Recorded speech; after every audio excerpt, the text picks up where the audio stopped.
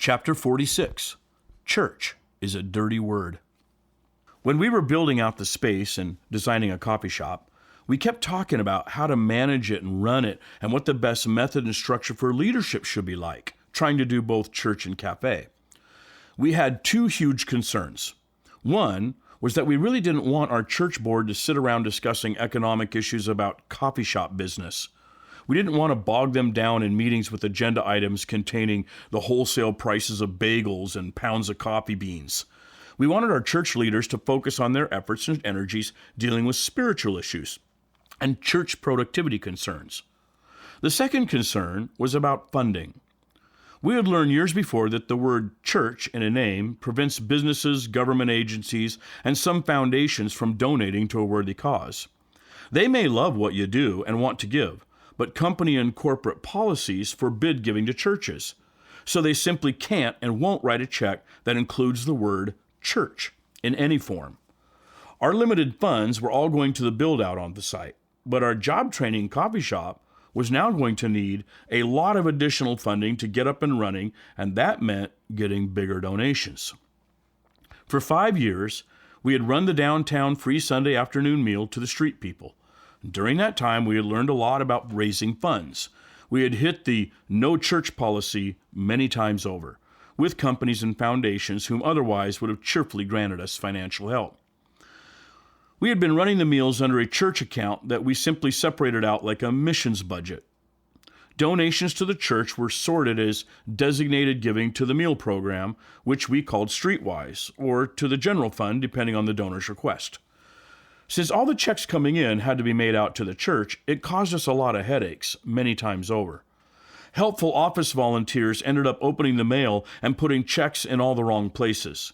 Since my wife and I ran Streetwise, and she and our bookkeeper were the only ones who knew which names were church givers and which donations were raised by Streetwise efforts, they had to take over sorting the mail. Of course, in the church world, other people often don't understand the myriads of problems caused by not distinguishing these donations. Church people just see the pastor's wife as an over-controlling hag because she won't let anyone else open the mail. Poor diligent pastors' wives.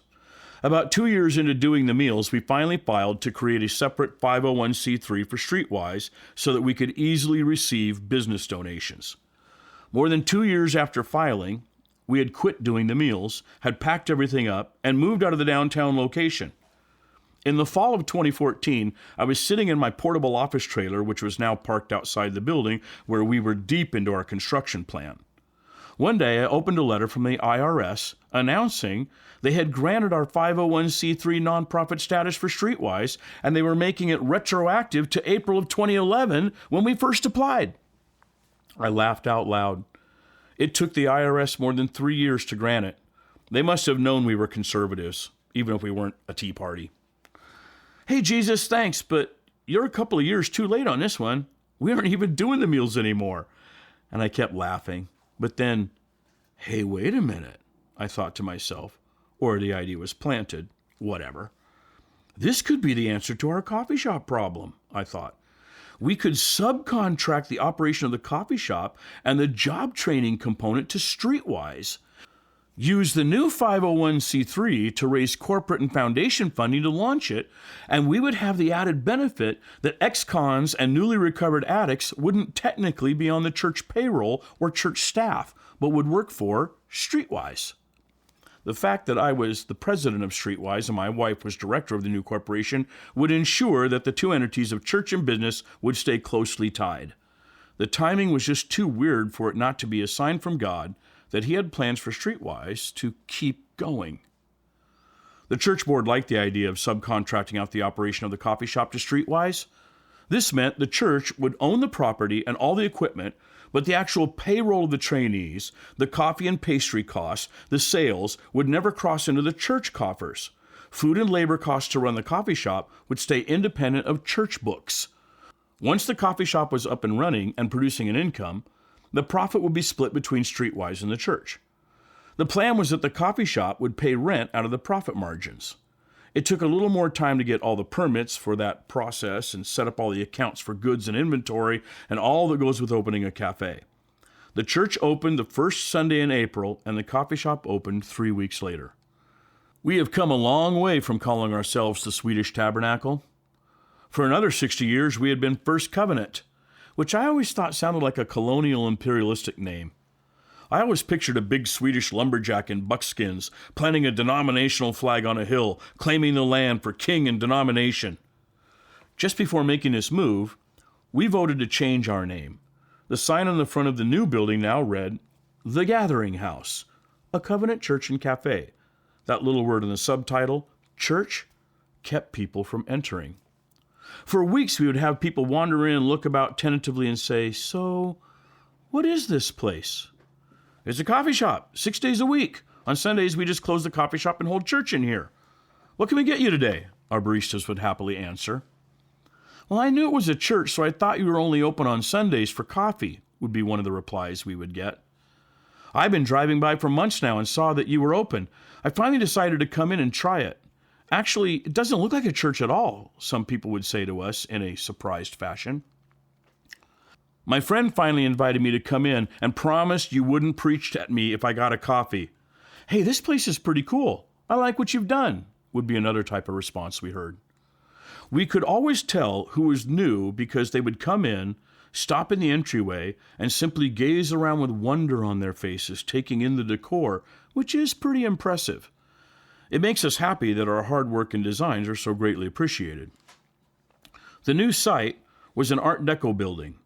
We researched 1941 colors and painted the building in shades of salmon, teal, tan, and deep blue. The colors were all picked off popular trends from that era. Besides, the theme fit exactly with the inspiring iron crossbeams and trusses in the ceiling, the wonderful tongue-and-groove shiplap board. We even tore out old plaster off some of the walls to reveal the original brick structure. The old church downtown had solid oak 12-foot-long pews, which we couldn't give away for free. We found a woodworker who agreed to convert them into our coffee shop tables for a really good price. Our tables are 2-inch thick, 65-year-old solid oak repurposed pews. The barista bar is the old church pulpit, which we pulled out of the old building and brought with us. The flooring is a black and white checkered pattern, also mimicking the 1940s Art Deco period. We salvaged a section of ornate tin roof and original lighting fixtures used in the back hallway. We custom-built bathrooms to fit the look of the 1940s period. Our stage and sound booth were also built out of old pew wood. The shelves in my office and behind the barista bar are pew benches. All in all, people keep commenting on how much they love being here, how wonderful it is for the neighborhood, and how it's becoming their favorite hangout. But it's taken them time to get over it being a church. 2 business leaders in the district pulled me aside on different occasions. One gave me a genuine apology for not supporting us sooner. She said she had spoken against us at business meetings when she heard we were moving into the neighborhood. She thought we were planning on bringing the street meal to her neighborhood, so once she understood we were going to be a middle-class job training program for people getting out of poverty, she became our biggest supporter.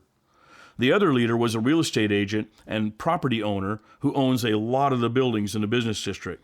He told me, "I was so angry when I heard a church bought that anchor tenant location because it's one of the most prime locations in the whole neighborhood." He was furious it was going to be used for just a lousy church site. "But now that I've seen what you guys have built," he would confide in me, "I think this is fantastic for the neighborhood, and I'm really glad you're here." He's another of our biggest supporters. We struggled with whether we should simply dump the subtitle with the word church in it, but we didn't want to hide who we were. We didn't want to be bait and switch people with any kind of manipulative trickery. We didn't want ever to be ashamed of our association with Jesus.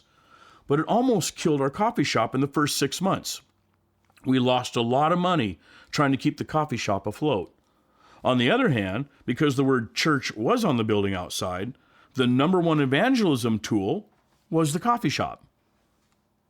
"So this is a church?" people would ask our baristas several times a week. "What's the church like? What's it all about?" And many of them would try out our church service. Our ex-con, ex-addict, poverty culture baristas would pitch our church to our customers and pass out church literature only when asked. By far, the single biggest draw for Sunday morning services is from people who first come to our building to buy coffee during the week. People can feel that the place is different. Our church grows because of the coffee shop. our coffee shop struggles because we're a church. It's still an unresolved dilemma.